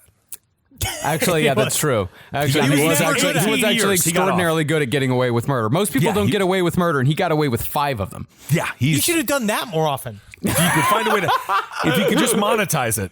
If you could just monetize it, what you do is you join the Marines. Well, he started another accountant consulting business that was largely a failure and was only kept afloat by a woman named Dolores Miller. John List had met the recently divorced Dolores Miller at a Lutheran single social, and although she wasn't really that into him, he was persistent and friendly. And pretty soon, they were a couple, and John had yet another woman from which he could leech. Every love story pre-2016 was, he stalked me for 5 years. He actually killed the guy I was dating. And then I just gave in. There's something about him. I just kind of gave in and just let him control me. But the funny thing is, I've been making his life miserable for 35 years. So isn't that nice? That's how it evens out. But he actually, it was strange to see. At first, I thought that their relationship was like idyllic, like when they met. But he already started the little seeds of getting mad as they started their little relationship, because number one, he's trying to get these fucking accountant businesses off the ground, and they won't go because he's not good at it. Like, and so he's immediately in financial trouble again. Meanwhile, he's on the run for murders. Well, he's not even necessarily on the run. He is in place from the murders. He just moved to Colorado and then just stayed there. Yeah. He's not on the run at all. Wow. Yeah, and she had to keep floating him money. That she did had to float him money to keep all of the bullshit going. And she started saying he started getting more and more irritable and more and more. No, the more money that he was taking from her, he was getting more irritable. Yes, and because Bob Clark was slowly becoming John List again. Oh, yeah. I see. Soon, John, a.k.a. Bob Clark, he was working another boring job as an office manager at a firm that made supermarket wrapping and packages called the All Packaging Company. and John was once again where he wanted to be. By 1985, well over a decade after John had killed his entire family, he and Dolores Miller were married. And the next year, John was fired from the All Packaging Company, and it seemed as if the cycle was beginning anew. Uh-oh. But this time, John didn't have the resources to live the fake commuter life, so he spent his days looking at the want ads while all of Dolores's money was pumped into getting the consultancy firm going. It was while John was at home, though, that he got friendly with a neighbor named Wanda Flannery. Friendly, I'll put in quotation marks. They spoke with each other. He's doing everything. He's doing... Okay, just go on. I'm sorry. He's living the life he tried to proclaim he was against the whole time. He's holding the line. All right. Well, Wanda actually felt sorry for him because she saw... I mean, he would still get up, even though he wasn't doing the fake commute, he would still get up every day, put on a suit and tie, and then just sit around the house. That's what I'm doing. We weren't in a pandemic in 85. No. I mean, other than HIV. Thank you for acknowledging it. Yeah, honestly, somebody had to in the 80s. Oh, when Wanda tried to dig into this weird little man's past, John List was understandably evasive, saying only this about his previous life. Quote, "My first wife died. She was very ill. It was very tragic." How'd she die? Do you remember what the doctor said the diagnosis was? Or? Bullet fever? Bullet. Yeah, she died 10 times of bullet fever. She died 10 times of bullet fever. I didn't know son. that's a strange disease. What's some of the symptoms? It's going, no, don't. Please stop. Oh. You're my husband. I'm your wife. Don't. I'm scared. Stop. To do that for a while, then they just get real quiet. Huh. Well, I'll have to watch out for that one. Then, in February of 1987, Wanda picked up an issue of one of our forebears, the first publication to put aliens, cryptids, ghosts, and true crime into one supermarket-ready package. I'm talking, of course, about the Weekly World News. Looking for you. But love Weekly World News. Wanda reminds me a lot of the neighbor from Edward Scissorhands. It was like one of those. She's real nosy. Yeah. And she's real nosy. And then she starts, because she gets like an off vibe from John immediately. And so there's a person, John List, because he kept, I think, assuming that he'll always kind of fade into the background. But she's like, no, I'm really interested in you, John. Like, I'm really wonder what's your thing, because you're a fucking weirdo. Everyone keeps talking about how normal Bob Clark is or how normal John List is, where actually he's essentially a highly weird, idiosyncratic man. Because this is he also started doing the war games. They had to move apartments. He started from the trailer. They had to move into a 2-bedroom apartment. The reason why they moved was so that he could have space for his war board games, which is the truth. And he started getting back into it. He started like this whole bullshit again, trying to relive the same exact life. Yeah, they said in Colorado, he kept inviting, like, trapping guys to come over and be like, yeah, just play the game, and it would be an 8-hour-long fucking ordeal. There was only one guy who ever came back a second time. I love it. You know, True Detective, Housewives. That would be a great show. You get a housewife sniffing your scent, you are done. When Wanda opened up that issue of Weekly World News, she read a story entitled The Perfect Crime, which detailed the investigation into the murders committed by the nefarious John List. Now, by this point, John List was considered by the FBI to be a bit of a white whale, a near genius who was even rumored to be, at one point, D.B. Cooper. Because List's car had been left at JFK right around the time of the Cooper caper. And because Cooper and List kind of looked alike. They kind of look alike. They also said they used to do jokes with each other, the cops, whenever they would go on vacation. Like, the John List story became such a non-entity. Like, everyone thought it was like the case was essentially over. No one could figure out where the hell he went.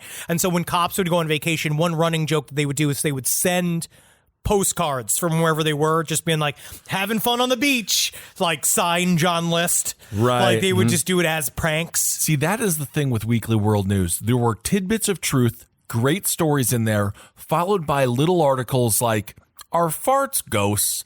Like there was always like that's what keeps it such a page turner. Yeah, and then on the cover you've got a picture of Bill Clinton shaking hands with an alien. Yeah, that was cool. Best. And of course, you remember the submarine that had a bunch of aliens and a bunch of skeletons. I'll always remember the devil cloud. The devil. Oh, that was a cool one. Yeah.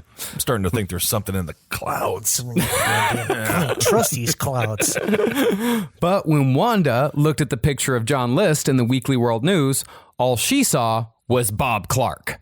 The ages lined up. Bob had a scar on his neck where List was also said to have one, and John List was described as an overly religious accountant with chronic money troubles. Well, yep, he didn't exactly stray too far from Mr. List, did he? There stayed in character. Yeah, and so Wanda went to Dolores when John was out on a job interview and showed her the story in the Weekly World News.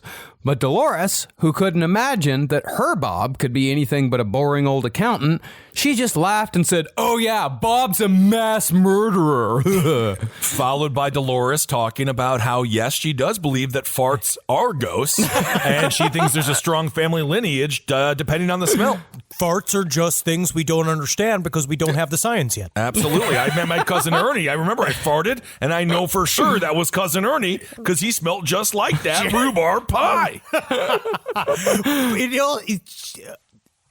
But their relationship was also starting to deteriorate too, him and Dolores, because Dolores and him would try to buy him clothes. I remember that one statement that they said to Dolores. She's like, "What's the point of buying anything for you? You don't look good in anything." Whoa, Dolores, nailing it though. Around the same time that List's identity was being dismissed by his second wife, Captain Frank Maranka in Westfield came upon another possible avenue for finding John List. Maranka's boss got a hold of the people at America's Most Wanted, but we're told that the case was too old and the trail was too cold for the story to be of any use on their show, and Unsolved Mysteries rejected it for the same reason. What? But Captain Maranka was persistent, and in 1989, he pitched the story in person to the producers of America's Most Wanted, who finally agreed. Yes. Now, unsurprisingly, John List was an avid viewer of America's Most Wanted and pretty much just watched the show every week to see if his story showed up. He knew he was going to be on it eventually. Yeah, he was. Wow. Because partially is, will I show up? Because I don't know if he wanted it, but there was also some sort of, I think serial killers feel this very often, mass murderers, we know do it. They, secret little compartment inside of their minds, they want the credit. Mm-hmm. Well, and it seemed like, judging from what we've learned today, it seemed like he thought he was going to get caught much earlier. So maybe he was like, "When the hell is this gig going to be up? Yeah, I don't like Dolores anymore. Can I just go to prison, please?" And sure enough, on May 21st, 1989, John List saw his own face sculpted in a 3D likeness to show him older and paunchier, staring back out from the television. "Hey, Dolores, get in here. I'm on TV. I'm on TV. That night, the show's hotline got 250 calls, a third of which were the calls they apparently got every episode from lonely people who just wanted to talk to someone. And some Baba Booey stuff happening. Baba Booey. But nestled in all that mess was a call from neighbor Wanda Flannery.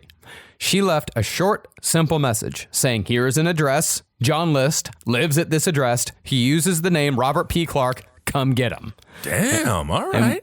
And within 2 weeks, the FBI was on John List's doorstep.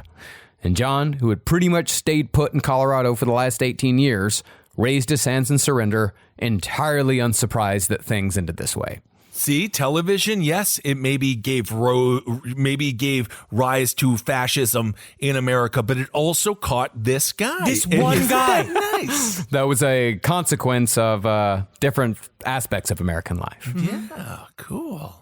Now, although you might think there was no way John's wife Dolores didn't know, she said when questioned by the FBI that she didn't even know who John List was, adding that John couldn't be her husband because her husband was the nicest man in the world. Yeah, Goebbels used to be a great tipper. I guess. Was he? I don't know. Probably not. I just think in Europe they don't tip. I don't even know why he said that. I don't know why he said fuck. I don't know why I fucking said it. Well, okay? It's a good I don't know. It's a good thing it went through the checks and balances and went through all the checkpoints in your head, and you came right out with a defense of Goebbels for some reason. I don't have checks and balances. I have just an open cordoned path that just goes from my id to my mouth. You've gotten a lot better with it, though. But when Bob Clark was fingerprinted moments later, his fingerprints matched those that John List had left with the Westfield police 18 years earlier for the handgun registration he never even fucking picked up. Wow. Still, it took almost a year for John List to drop the Bob Clark story. And even then, he still tried pleading not guilty to the murders. And one of the tactics they used to use in interrogations with him, which I think is really funny, is that, they keep being like, are you John List? And he'd be like, no, I'm Bob Clark. I've always been. And then they'd walk in and go, John?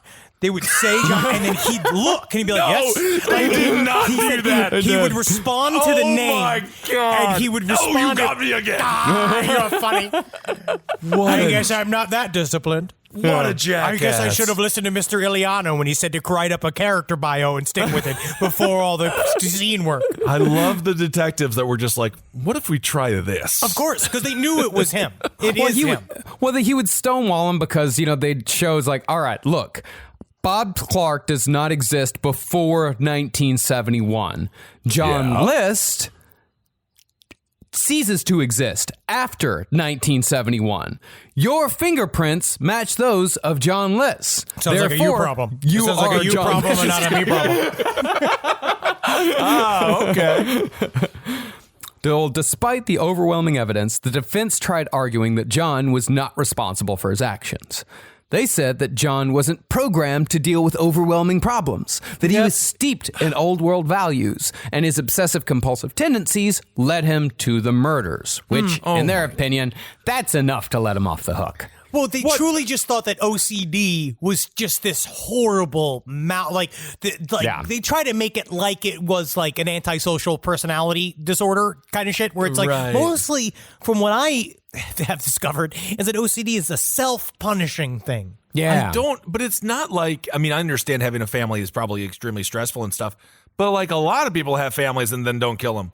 It wasn't like a lot of weak people, not no strong people. I think it's actually stronger not to kill the family. Hey, man, it's 6 of one, 6 of another. No, it's not 9 of one. No, it's 9 of another. One is keeping people alive, and one is murdering people. One is keeping them alive in heaven. The other one's keeping them alive on earth. Well, if you put it like that.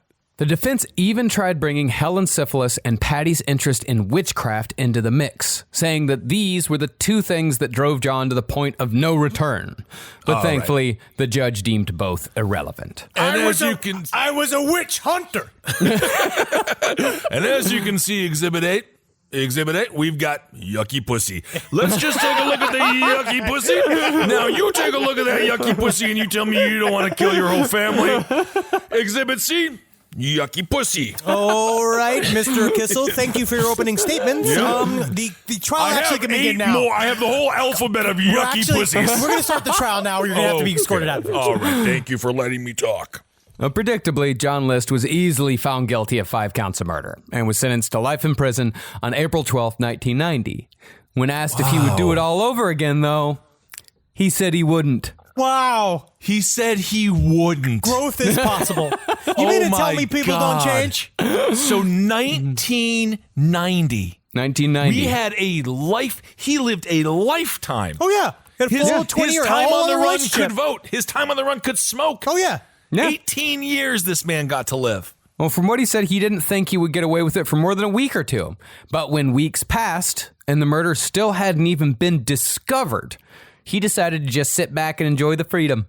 In fact, he said that after a while, he didn't even think about his former family or their murders except on the anniversary of their deaths. But that day, you could just see, because, that's the day when he had like an extra glass of schnapps. Yeah. And he just would sit in that chair and just stare and just stare and just stare.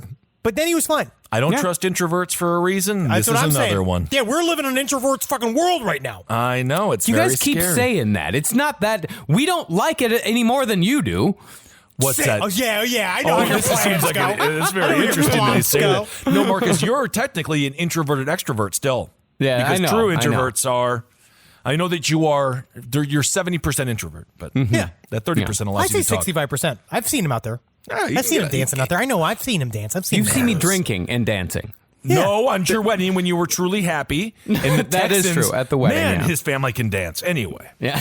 The Texans are a crazy dancer. I didn't expect it. They dance like motherfuckers. It was a beautiful wedding between the Mexicans and the Texans. And then I was just sitting there like a Midwestern being like, looking at them. Just be like, look at him have fun. I wish I could do that. This is fucking Nice. That's why I could never get married. I'm horrified of the dance. That's why. I'm serious. I have nightmares of it. It's a dance. You have nightmares of it. It's very easy. You just sway back and forth to a song you really like. No, It's everyone your wedding. laughs at you. You don't have to have a dance. I would not. Well, I have eyes. If I have eyes for someone, they're going to want to dance because they want to show me off. You sound like John List. Well, John List's last, I guess, bullshit. Well, John List, I mean, he actually tried absolving himself one more time by co-writing a rambling, unedited manifesto that he called Collateral Damage. Oh my God. But nobody bought the story. No. And so Jackass. And so John List, forever rejected by the corporate capitalist elite that he wanted so badly to join, died in prison on March 21st, 2008, a lonely relic of rigid moral hypocrisy best left in the past. So Nice. 18 years of freedom and 18 years behind bars. Yeah, man. This is. I can't believe he died lived an old until man. Obama was elected. Yeah, he lived to be a very old man. He was Well, sort of almost. remorseful, He lived to see Obama campaign. Wow. which was him and his most dazzling. So at least he got to see that show. Yeah, at least he did. Wow. He stands as an example of a family annihilator that is still very unique. And the world of family annihilators gets more and more complex because, again, as you try to, people so long still trying to wrap their minds around why do people do these quote unquote extended suicides? These like full on like families literally destroying in the most symbolic murder possible, like just destroying themselves in any evidence of themselves. And he actually had a lot more reasons why than others. Like if you look at other people who've done it, like I could see more of like the livid heart, the idea of like someone ramping their actual abuse, physical abuse up until murder, and that does happen more often.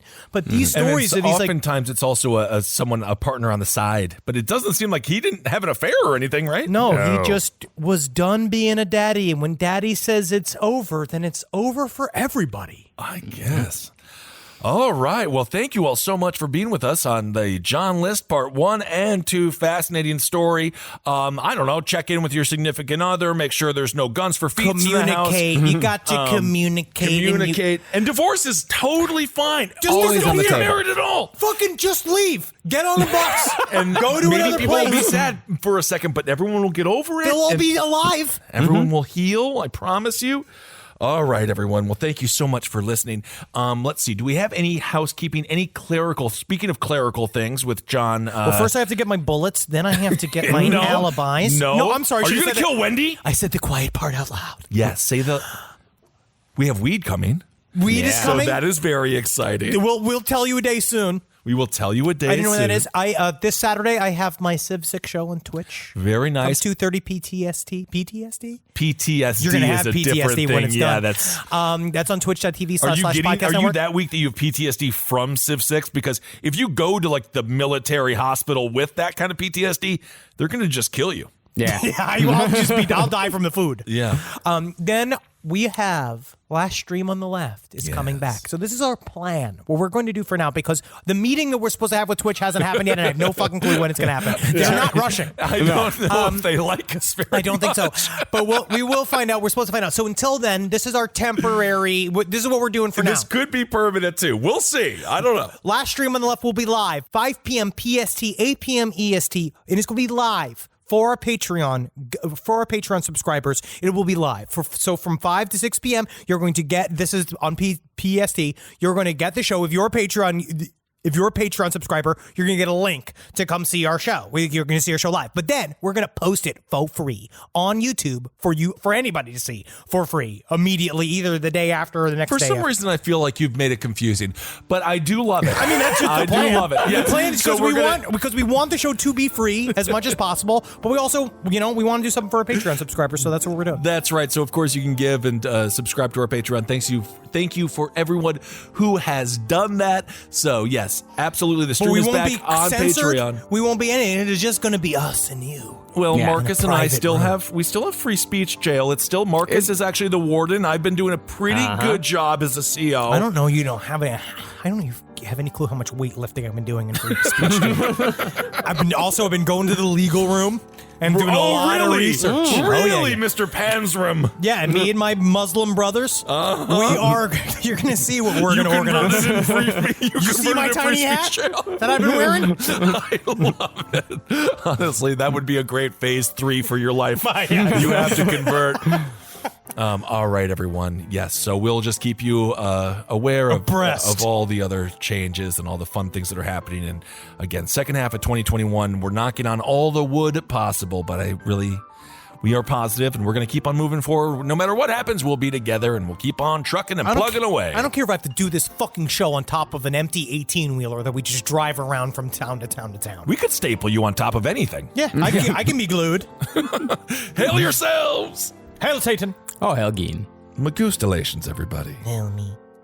Don't kill your family. Hey, man. Don't kill your family. What if you sit your family down and tell them you're not going to kill them? Yeah. And then they have to be thankful. Ask them instead of how they want to be buried. Ask them what dinner do you want me to make on Saturday? Although if my dad did sit me down and specifically tell me I'm not going to kill you, that would make me suspicious. Well, hey, yeah. man, let dads have their fun. Yeah, that's dad psychology. They're allowed to do that. This show is made possible by listeners like you. Thanks to our ad sponsors, you can support our shows by supporting them. For more shows like the one you just listened to, go to lastpodcastnetwork.com.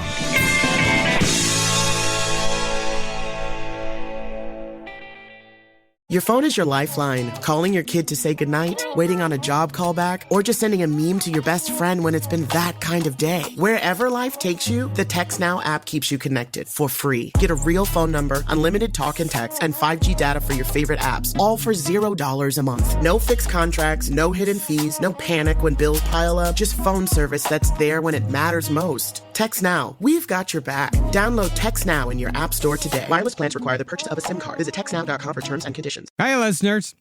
Marcus, Ed, and Henry here. It's a little bit of an announcement. You loving all the episodes of Last Podcasts on the Left lately? Well, listen, now you can get even more from us. Squeeze it out of us. If you want to hear new episodes ad-free and unlock access to Last Podcast on the Left 7 days early, subscribe to SiriusXM Podcast Plus on Apple Podcasts or visit SiriusXM.com/Podcast Plus to start your free trial today. Do it.